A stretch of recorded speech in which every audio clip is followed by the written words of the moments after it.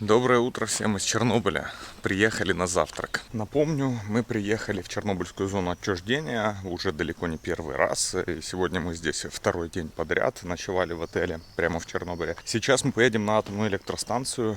Я там никогда не был только возле нее и постараемся как можно подробнее вам все показать. Но знаете, что я заметил в Чернобыле? Я-то до прошлого года не знал, что это в принципе живой город.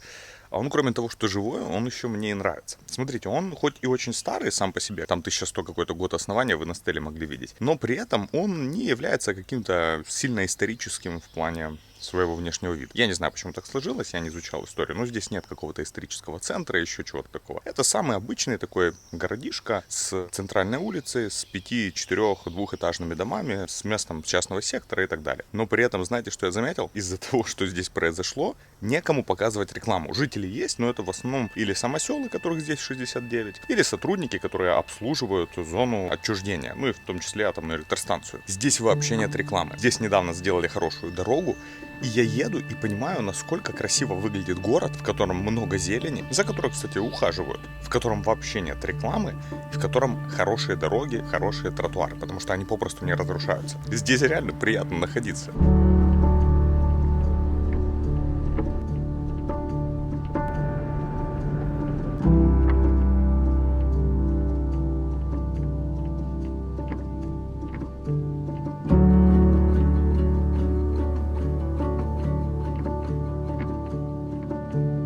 Подъехали к станции, тут как раз сейчас приезжают сотрудники на автобусах, потому что станция все равно функционирует, пусть и не по прямому своему назначению. Чем занимаются на данный момент сотрудники, которые приезжают сюда по утрам на атомную электростанцию? Первое — это вывод первого, второго и третьего энергоблоков из работы, из эксплуатации, до сих пор то, что происходит. И второе — это эксплуатация арки, вот этой защитной, и более того, когда она будет лицензирована, это должно произойти в этом году, только в 2021, то будут уже искаться средства и вестись подготовка к разбору нестабильных конструкций, потому что когда происходила авария, когда все это происходило, на самом деле, не было возможности варить, к примеру, конструкции, то есть это просто конструкция, которая держится, по сути, на силе трения, но при этом время идет, она потихоньку разрушается, и да, пусть и нет какого-то прямого воздействия природных условий, погодных условий, там вода туда не попадает, но тем не менее от времени конструкция все равно разрушается, и намного важнее ее разобрать контролируемо,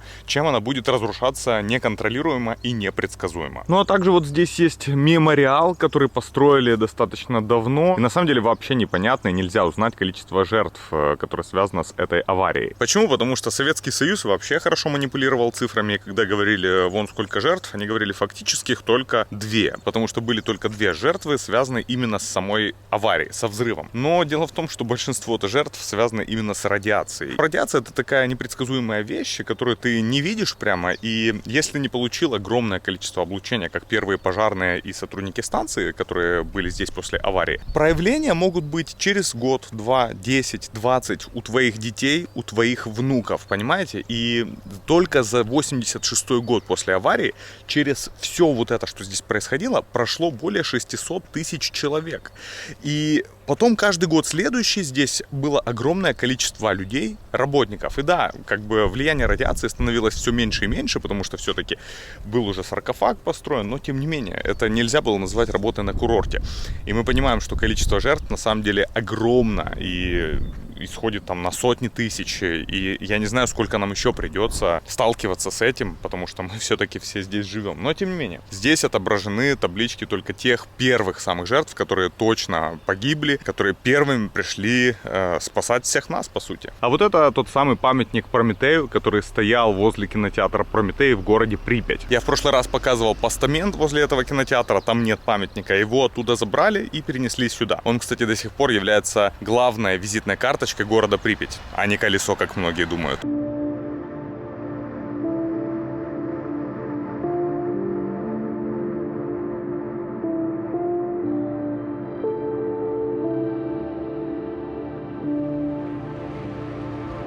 конечно, выглядит все это очень детализированно и ужасно. Вот эта стальная конструкция, хотя изначально планировалось, что здесь будет бетон, но бетон оказался очень тяжелым, и это грозило новым обрушением. Поэтому положили сюда просто стальные конструкции. Это непосредственно эпицентр взрыва. Показан разрушенный 4-й реактор. Здесь вы можете видеть активную зону, которая была полностью разрушена. Сейчас она фактически пуста. Конструкция сверху – это верхняя крышка реактора, так называемая биологическая защита реактора РБМК, которая обеспечивается вот этой верхней крышкой реактора, нижней плитой реактора, и биологическая защита обеспечивается в радиальном направлении. Крышка стояла вот таким вот образом. То, что вы видите, это технологические каналы, да, которые находились внутри, естественно, активной зоны. Силой взрыва эту конструкцию срывает с места, она поднимается на высоту порядка 50 метров. При этом шатер, то есть кровля здания разрушена, да, и конструкция обратно становится вот так вот на шахту реактора. Представьте себе, что вес этой конструкции составляет вместе со всеми каналами, оборудованием, да, составляет более 2000 тонн. То есть представьте, какой мощности, силы был взрыв. На данный момент мы не можем видеть вот это защитное сооружение. Высота защитного саркофага 109 метров. И просто, чтобы вы представляли себе его габариты, можете посмотреть вот человека, ну, человек, понятно, маленький, ну вот, к примеру, статуя свободы. Я был возле нее, она не прям таки огромная, но, тем не менее, это достаточно высокое сооружение. Первым делом попадаем в СИЧ, это счетчик измерения человека. Сейчас померяют наши внутренние излучения на входе, потом на выходе, чтобы мы знали, сколько мы получили, вдохнули, съели и так далее. И проверять будут степень накопления цезий-137. Вот на тех креслах происходит обследование. Мы тут одеваемся и думали, будет прохладненько, но надо сначала белье поддеть полноценное, потом штаны, курточку. Все белого цвета, а знаете зачем белое? Дело в том, что если вы где-то тиранетесь, пыль какая-то на вас появится, именно в том месте чаще всего может быть загрязнение. Дело в том, что мы сегодня будем ходить по достаточно загрязненным местам, где норма превышена, и, соответственно, там ничего нельзя трогать, там ничего нельзя складывать, и по одежде потом можно будет увидеть, где мы случайно тиранулись.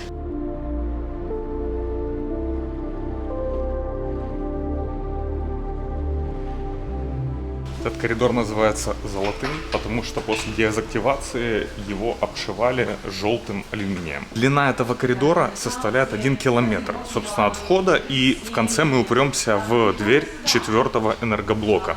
Мы будем подниматься с 9 метров до 35, и, собственно, там будет центральный зал 3-го энергоблока. Прибор, который используется для осуществления замеров поверхностного загрязнения. Тем прибором на входе и выходе из каждой зоны вы измеряете загрязнение, есть ли оно, к примеру, на руках и на других поверхностях. И если вдруг есть, к примеру, на руках, надо помыть руки холодной водой, чтобы поры не расширялись и частицы не попадали вглубь организма.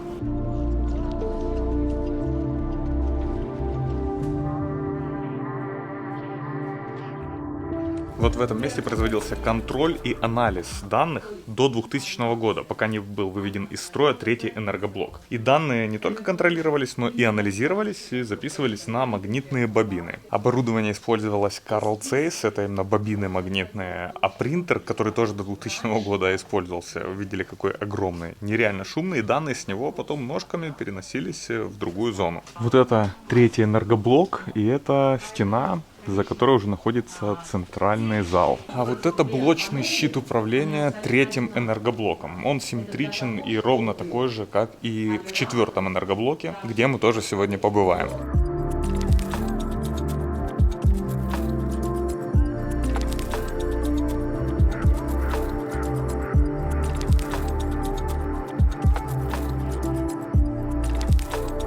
Вот по нажатию этого рычажка АЗ-5 был остановлен в 2000 году 3-й энергоблок. И с этого момента ускоряемся, потому что тут прибивать уже долго нельзя, потому что здесь фон повышен. Вот эта дверь спереди, это вход в 4-й блок.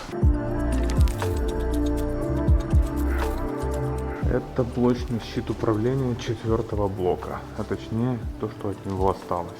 Но оборудование здесь было целое после аварии, его разбирали уже после, потому что оно было загрязнено. Как и вот эта стена, ее здесь не было, ее построили сильно позже.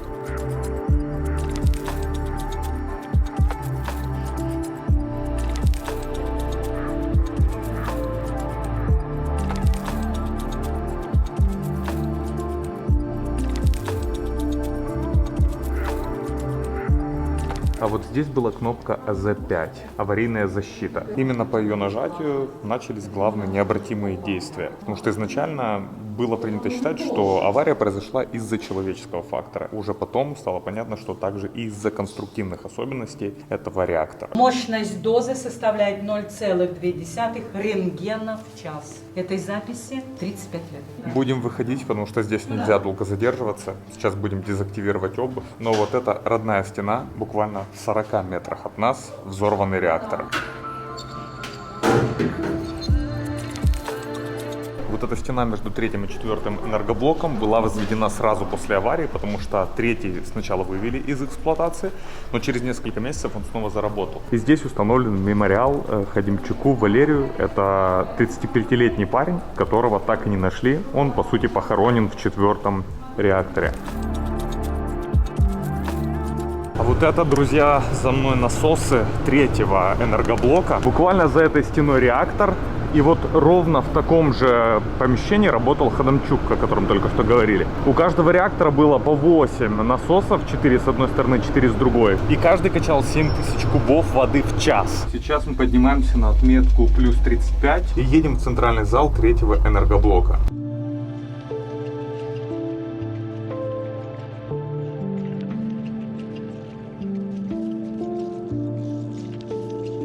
Вот это защитная крышка 3-го реактора. Точно такая же была в 4-м. Как вы помните, мы рассказывали уже, вот эта вся многотонная тяжеленная конструкция от взрыва взлетела, пробила потолок и упала под углом 90 градусов. Вы просто представьте, ровно через стенку отсюда в точно таком же реакторе произошел взрыв. Масштабы трагедии, конечно, поражают. Никто не верил, что взрыв мог быть именно в реакторе. Даже когда он уже произошел, после всех неправильных действий, после этих испытаний. В управляющей комнате, естественно, был слышен взрыв. Но никто не мог подумать, что взорвался реактор, потому что считалось, что он максимально безопасен и он не может никаким образом взорваться. А вот эта черная коробка — это 2-й энергоблок. За ней стоит такое же здание, 1-й энергоблок. Ну и вентиляционная труба для обоих блоков, 1-го и 2-го. Что здесь сейчас происходит каждый день? Происходит, по сути, поддержание систем жизнеобеспечения. Для чего? Для вывода из эксплуатации вплоть до полного расформирования даже зданий всего этого объекта атомной электростанции.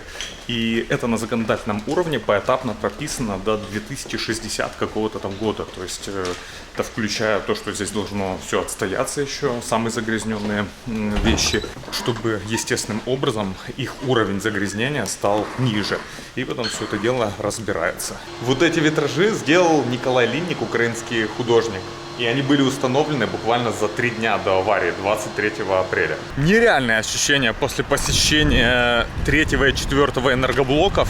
И, конечно, я хотел это сделать еще и в прошлый раз. Это занимает определенное время, и это все же экскурсия.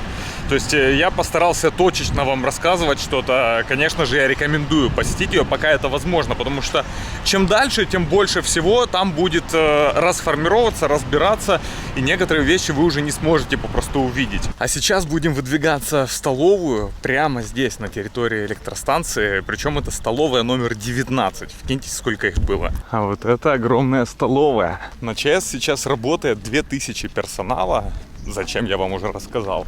Ну и, соответственно, им надо где-то жить, живут они чаще всего в Славутиче, некоторые в Чернобыле, и кушать. Вам надо видеть, что мы будем есть. Тут и первое, меня без него не отпустили, и второе, и салат, и десерт.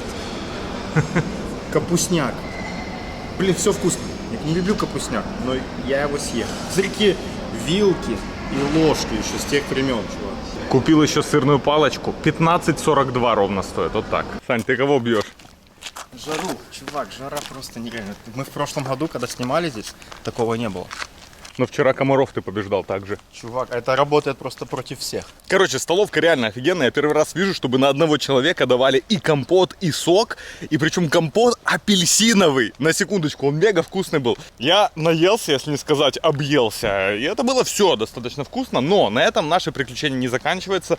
Мы с Саней под впечатлением диким. Вот в прошлый раз, конечно, мы были здесь первый раз. И первые эмоции ты ничем не заменишь. Я помню, что мы восхищались каждому, дереву здесь. Конечно, мы уже здесь чуть-чуть более как свои. Но это ни в коем случае не отменяет того, что мы в восторге от всего. Просто, может быть, не так явно это показываем. И побывать на атомной электростанции — это ровно такой же восторг, потому что тоже первый раз. Ну а сейчас поедем в Припять. Будем уезжать, но я еще раз остановился недалеко от электростанции. Мы шли вот оттуда. Вон вы видите первый энергоблок, черный куб, второй. Вот здесь перед трубой это как раз третий, мы были внутри. И под новым вот этим сооружением четвертый. А коридор километр, вот так вот мы полностью прошли. Интересно то, что на электростанции нет этажности никакой. Там нет такого. Первый этаж, второй, третий. Именно поэтому я вам говорил, что поднимаемся с такой отметки на такую. То есть все в метрах считается.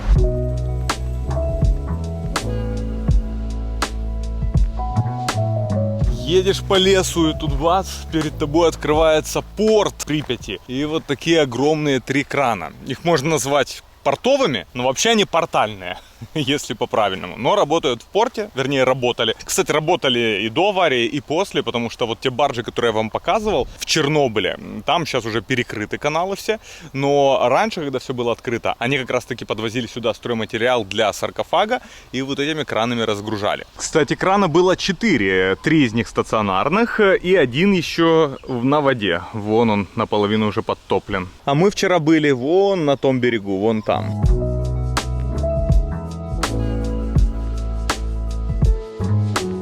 Немножечко поднялся сюда.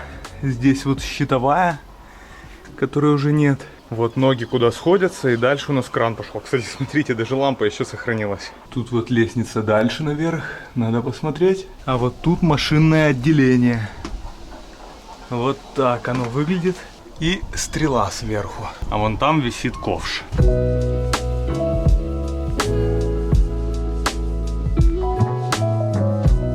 Это машинное отделение такое, вот здесь тросы до сих пор стоят. Электрощитовые и еще немножечко выше. Собственно, вот пошла лестница на кран. А вон там Припять хорошо видна.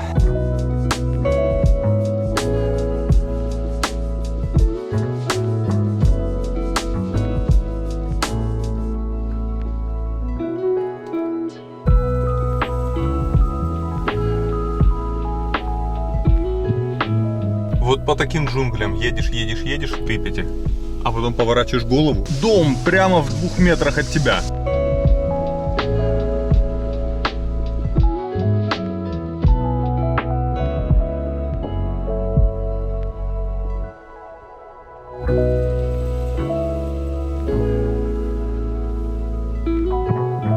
Приехали на АТХ-2, автомобильно-транспортное хозяйство. Мы здесь уже были в прошлый раз, и тогда это было едва ли не эксклюзивное место, потому что до этого оно было под охраной. Сейчас же его немножечко привели в чувство, я бы сказал, для посетителей. И даже сделали из него как бы музей, то есть здесь есть план перемещения, как видите. А также есть фотографии техники, которая использовалась в ликвидации катастрофы. Эту локацию сделали прямо такой тематичной и, естественно, доступной для всех теперь, кто посещает легально эту зону. Вот этот памятник был возле станции непосредственно, его перенесли сюда в этом году. И всю вот эту локацию именно к этому 26 апреля облагородили вот так. И, по сути, стащили технику с разных уголков зоны отчуждения. Причем некоторая техника — это просто демонстрация того, какой была техника в 86-м и дальше годах. Ну, потому что, к примеру, пожарная машина до 2013 года эксплуатировалась на станции в Чернобыле. А, к примеру, вот эту самоходную установку мы уже видели, и я даже на нее залазил в прошлом году, я вам ее показывал. Она была сталкерской, скажем так, точкой интереса, но ее теперь привезли сюда и немножечко даже облагородили зону вокруг нее. То есть есть QR-код, чтобы узнать больше, есть информация, и есть непосредственно вот информация про самоходку ИСУ-152. И, как видите, даже фотография того, как она применялась здесь. Хотя номер здесь 129, на ней 100, возможно, это не та же самая, которая на фотографии. Вот этот отлично сохранившийся Имр мы тоже вам показывали. Конечно, оно было более, наверное, антуражно, что ли, когда ты это находил в местах их захоронения. То есть этот Имр был кинут на другом просто кладбище техники, просто так. Это инженерна машина разгородження. И мы его находили именно в том месте, где его оставили уже на покой, но вот в этом году его перенесли сюда. Кстати, это самая фонистая машина здесь. Если будете здесь, то заметьте, есть красная сетка, она сделана для того, чтобы туда не лазили, потому что можно получить дозу определенную. И вот Имр самый зараженный. Ну и еще много техники. Вот пожарка, про которую я вам рассказывал. А из того, что было в прошлый раз, мы можем видеть вот эти БелАЗы, которые ездили для дезактивации улиц. БелАЗы здесь, кстати, стояли изначально не как экспонаты. Они использовались уже после катастрофы очень долгое время. Потом просто были привезены сюда и здесь уже доходили свое. Поэтому, если вам интересно, можете посмотреть в предыдущей части, которую я в прошлом году снимал. Я там рассказывал больше. Вот еще один Имр стоит, его тоже притянули сюда, походу. На БелАЗах, на ЗИЛах и на другой технике, которая здесь работала, вы можете видеть специальные номера. Они, кстати, на входе там висят, чтобы вы понимали, как они выглядели. А также круглый знак на двери с надписью «Зона». Такие автомобили не могли покидать зону отчуждения. И, кстати, вы знали, что раньше была не только 30 и 10-километровая зона, а была еще и 5-километровая. Потом ее упразднили, потому что за нее не вылетал плутоний. Плутоний — это тяжелая частичка, и именно в 5 километрах оседали эти части. И вот после того, как они уже немножечко глубже стали, и можно было находиться на этой территории, 5-километровую зону упразднили. Вот эти два КРАЗа еще до недавно буквально, по сути, работали, и они до сих пор на ходу, в них даже двигатели есть. И их не было здесь. Здесь была только кабина одного КРАЗа, а вот теперь есть настоящие рабочие механизмы с вот такими кузовами, использовались для транспортировки ядерного топлива. Я специально сейчас снимаю дорожку непонятную в лесу, потому что мы идем к еще одной очень интересной локации. Еще одну квартиру восстановили сталкеры, хорошие сталкеры. И мы не хотим палить, где она. Почему я говорю хорошие сталкеры? Потому что есть здесь и явные отморозки, которые просто заходят сюда нелегально и портят то, что другие делают. Причем портят как официальные всякие вещи. К примеру, Стеллу недавно покрасили, освежили, и ее буквально через некоторое время разрисовали непонятно зачем. В этот же день, когда разрисовали Стеллу, изуродовали садик. Помните, я вам показывал восстановленные комнаты в садике. Это очень было мило. Мне очень понравилось то место. Вот его больше в таком состоянии нет. Там теперь черная краска и слова из 3 букв. Это ж какими отморозками надо быть на полном серьезе, чтобы такое делать. Кстати, прошлую квартиру, когда мы показали, в комментариях написали ребята, по-моему, даже Стас Полесский написал, даже написал благодарность, что мы показали, и я не знал, кто это, но потом посмотрел, люди там ему отвечали, и хочу вам, в свою очередь, выразить благодарность, потому что, это, по крайней мере, очень круто сохранять такую историю, что есть энтузиасты, которые ее восстанавливают в первозданном виде. И вот эту квартиру они тоже сделали буквально недавно, месяца 1,5 назад. Итого, друзья, мы на месте. Вот эта квартира новая. Это ж, представляете, люди таскали сюда мебель. Наверное, где-то здесь же, в зоне, искали сохранившуюся. Телевизор, телефон, радио, то есть какой-то антураж создавали. И создали вот такой образ тех времен. С литературой, с каким-то сервизиком. Кстати, если помните, мы в прошлом году показывали отель Полесье. Залазили наверх и показывали им, что вот эта крыша, она может рухнуть в любой момент. И, возможно, мы чуть ли не последние, кто там побывал. Так вот, в этом году я просто подлетел туда и увидел, что там такая трещина уже, что я бы туда уже не рискнул лезть.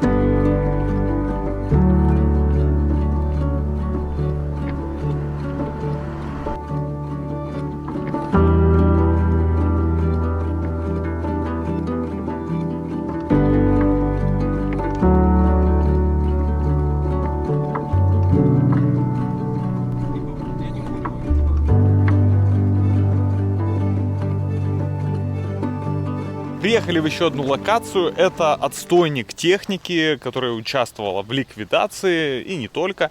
Называется Рассоха это место. А почему? Потому что в километре отсюда есть село Рассоха. Оно на самом деле даже сейчас поражает воображение своими масштабами, потому что здесь огромные груды металлолома. И я вам скажу, что это только тот неликвид, который остался. И объясню почему. Дело в том, что изначально сюда свозили технику, которая была не так сильно загрязнена, как ту, которую надо было хоронить. К примеру, сегодня мы видели фотографии с раскопок, которые делали под новую арку на атомной электростанции.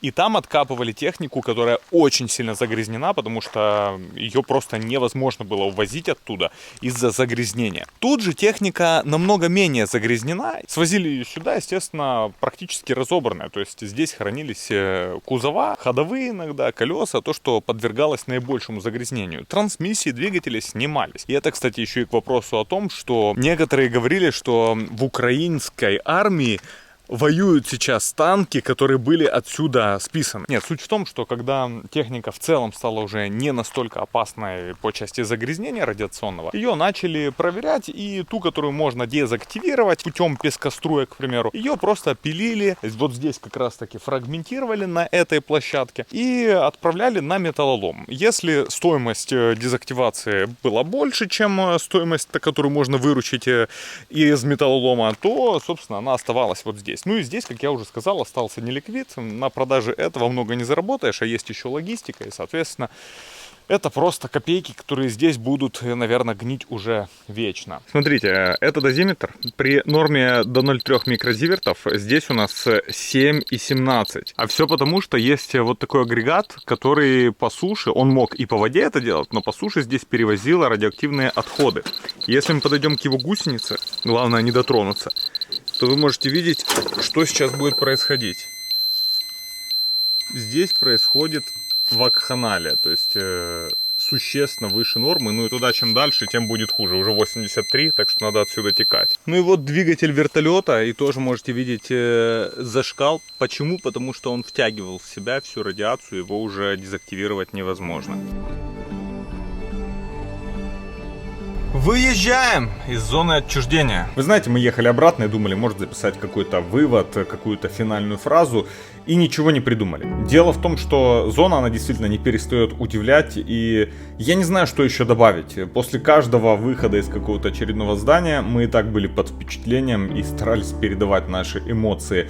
Я на 100% уверен, что я туда точно еще поеду, возможно, мы с Саней поедем. У меня есть идеи поехать, к примеру, просто с целью даже не снимать видео, а сделать несколько фотографий этого места. Я хотел бы поехать туда осенью, когда все красное. Я хотел бы поехать зимой, когда много снега. Я думаю, что мы еще увидим и на канале Чернобыльскую зону отчуждения. Да, я знаю, что там и место осталось немало, которое стоит посетить. В любом случае, хотел бы попросить вас, чтобы вы оставляли какие-то свои пожелания, эмоции. Нравятся ли вам такие видео? Но даже если не нравится, я понимаю, что мы все равно будем их снимать, потому что даже для меня это огромная память. Мне приятно спустя год, спустя два открыть эти ролики и посмотреть, что мы там видели и как это было. Буду ждать ваших отзывов. Если вы хотите помочь каналу, если вы хотите поддержать подобный контент, который обходится в немаленькую сумму денег, можете подписаться на Patreon. Там также есть еще и дополнительный контент. Я там отвечаю на вопросы в видеоформате. Мы там общаемся. Если хотите поддержать, мне кажется, это самый простой способ. Спасибо за просмотр. Всем пока.